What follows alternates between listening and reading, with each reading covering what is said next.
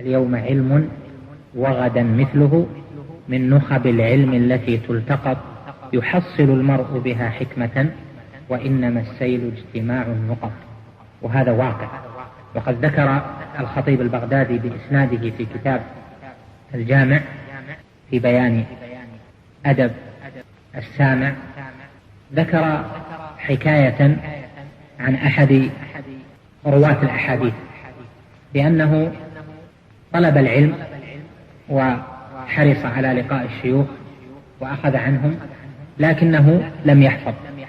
مرت عليه الأيام ولم يحفظ، لم يفهم، ومضى الوقت وهو على هذا، فظن أنه لا يصلح للعلم فترك العلم.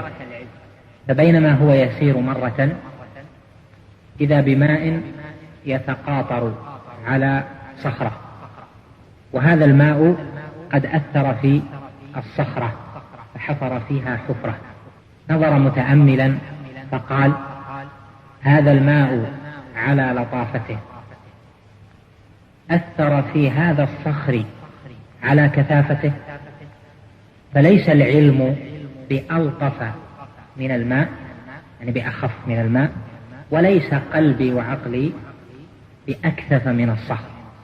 ورجع يطلب العلم من جديد، وحصل وأصبح من رواة الحديث الذين لهم شهرة.